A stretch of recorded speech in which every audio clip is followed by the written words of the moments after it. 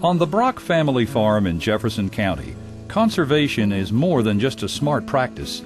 It's a necessity. In this quiet North Florida countryside, the landscape that makes the area so beautiful also makes it a challenge to farm here. These rolling hills and fine sandy soil allow a significant amount of surface water runoff, water that could be used to irrigate crops. Year after year, this runoff causes soil erosion, carrying away the precious topsoil. No one understands this more than Gene and Kirk Brock.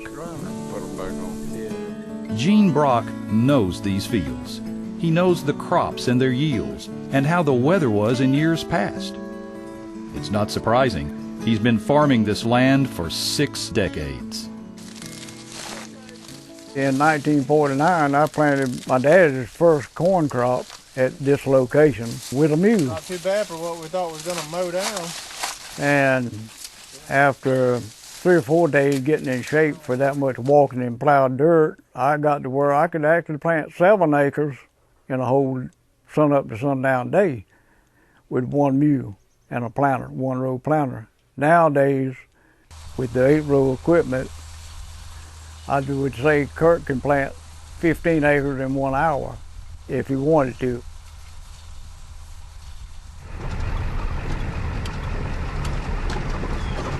Gene's son Kirk grew up working on the Brock family farm through high school. But after studying agriculture at the University of Florida, Kirk wanted to try his hand in the outside world. In 2000, Kirk realized where he truly wanted to be and came home to work the farm. It's here that he's raising his family, living in the same house his grandmother did.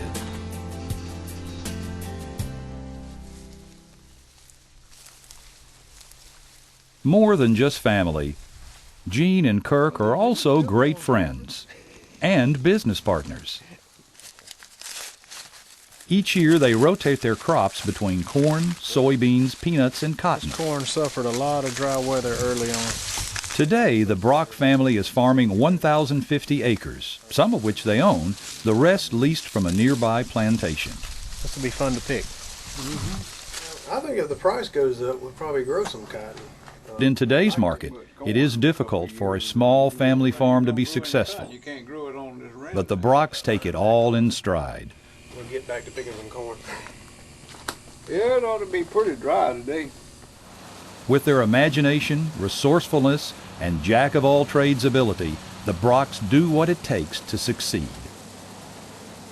Instead of buying a new combine to handle their specific needs, they modify their old one to get the job done. Kirk built an 8-row cover crop roller to make for easier planting into the thick rye. And instead of driving into town to buy a new part when something breaks, they fix the broken one. One thing the Brocks know well is that, in farming, the future brings change, and Gene's vast knowledge and experience, coupled with Kirk's education with soil science and new agricultural techniques, gives this partnership the confidence and ability to adopt innovative methods. Historically, with conventional farming, probably the first practice people did to deal with the hills and the water was contour farming, where you're running the rows around the hills to try to help hold the water up on the hills and decrease your slope. You also had terraces and waterways that people implemented. Even back in the 1930s, the federal government came through this area trying to get people to, or help people build terraces to control the water. So it's been a long process of attempting to deal with Mother Nature. We found that those terrace strategies just were not working for this area. So we've transitioned to no-till farming, heavy residue, cover crops, and minimum disturbance of the soil seems to be working wonders for us. High residue farming begins with planting a cover crop in the winter. For the Brock family, this crop is cereal rye. We chose the cereal rye for a cover crop because it produces a tremendous amount of biomass to enrich the soil. These soils of the southeastern United States are highly weathered soils, so we're attempting to reverse that process and increase the organic matter content. Also, anytime you increase the organic matter content, you have more nutrient retention and more water retention, and it's just easier to grow a crop. In the spring, when the mature rye reaches about 5 or 6 feet, it's rolled down flat with a chopper roller and left in the fields. Next, the cash crops, corn, soybeans, peanuts, and cotton, are planted in small troughs, disrupting the soil as little as possible. The flattened cover crop now serves a number of purposes. As it decomposes, the nutrients from the rye enrich the soil, making it healthier and more productive. This richer soil provides nourishment for the cash crops, which in turn increases their quality and profitability. You got some straw from last year? As it mats down, the rye acts as a dam that decreases water runoff and any resulting soil erosion. We need all the water we can get. It wants to run downhill. Retaining this water also means more will be absorbed into the ground, nourishing the growing crops. As mulch, it inhibits evaporation, holding the moisture in. This keeps the ground cooler, putting less stress on the crops.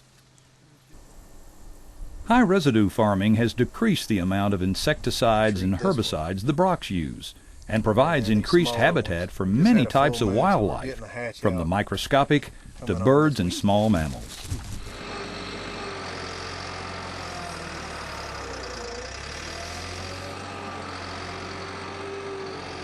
To examine firsthand the health and growth rate of the cash crop's root system, the Brocks do random pit sampling each year. I'd like to find one where it's got 3 or 4 roots coming out of it, an old root.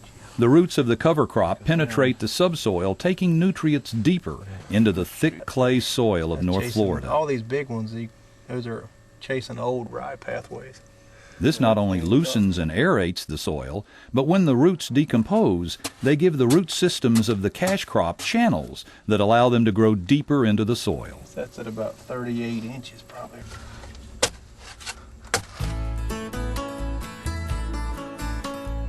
Meticulous record keeping on data ranging from soil sampling to crop yields has helped improve the productivity and profitability of the farm.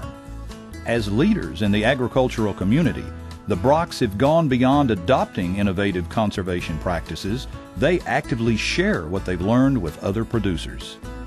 Farmers should be involved with each other and communicate with one another throughout their community, their state, and their area to further their education about what's working and problems that some farmers may have. It's gonna be some good corn. With a goal of making the land more productive with fewer man-made inputs, Kirk has seen firsthand the benefits of letting nature do the work. Got pretty good straw on this field. The high-residue no-till method has helped level out the extreme fluctuation in yields from year to year caused by drought and disease.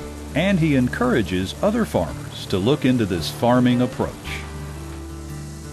Oh, I love farming. You know, to go out there and plant a crop and nurture it and see it through harvest. I hope I get to farm, you know, physically able to farm the rest of my life. It's fun and challenging, and it's like a race team. You don't ever get where you want to be. It's a weekly challenge of improving where you're going. I've actually been working, doing either gathering eggs or something when I was 4 years old on the farm. And I wouldn't really trade it for anything. It's been a challenge, though. You know, you just got to love it. You know, you believe in the future of farming by the work that's been already done. And of course, there's always room for change. So there's a lot of improvement out there, too. I don't really miss the past. I'm just glad I lived in it.